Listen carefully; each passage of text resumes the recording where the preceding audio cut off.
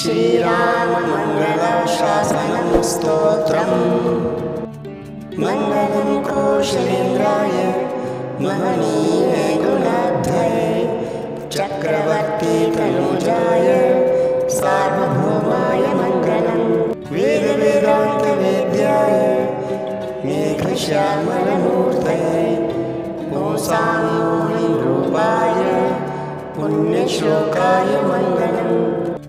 विश्वामित्रान्तरङ्गाय मिथिलानगरीपते भाग्यानां परिपाकाय भव्यरूपाय मङ्गलम्। पितृभक्त्याय सततं भ्रातृभिः सह सीतया नन्दिताखिललोकाय रामभद्राय मङ्गलम्।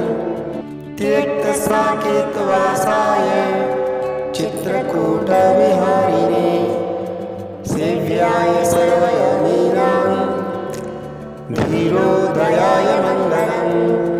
सौमित्रीणां च जानक्या चापबाणासुधारिणे संसेव्याय सदा भक्त्या स्वामिने मम मङ्गलम्। दण्डकारण्यवासाय खरदूषणशत्रवे गृध्यराजाय भक्त्याय मुक्तिदायास्तु मङ्गलम्। सादरं शबरे तत्र फलमूलाभिलाषिणे सौलभ्ये परिपूर्णाय सत्त्वोद्रिक्ताय मङ्गलम्। हनुमत्समवेताय हरीशाभीष्टदायिने बाले प्रमथनायास्तु महाधीराय मङ्गलम्।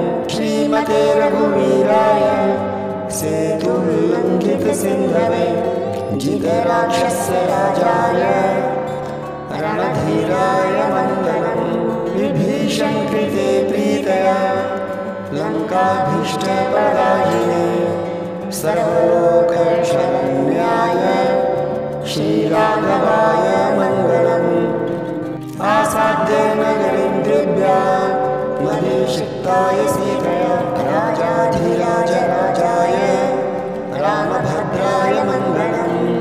ब्रह्मादिदेवसेव्याय ब्रह्मण्याय महात्मने जानकी प्राणनाथाय रघुनाथाय मङ्गलम्। श्रीसौम्यजामातृमुने कृपयास्मानुपेयुषे महते मम नाथाय रघुनाथाय मङ्गलम्। मङ्गलाशासनं परे मद् आचार्ये पुरोगमे सर्वे च पूर्वे आचार्ये सत्कृतायास्तु मङ्गलम्। रम्यजामातृमुनीना मङ्गलाशासनं कृतम् त्रैलोक्याधिपतिः श्रीमान् करोतु मङ्गलं सदा। इति श्रीवरवरमुनिस्वामी कृत श्रीराममङ्गलाशासनं सम्पूर्णम्।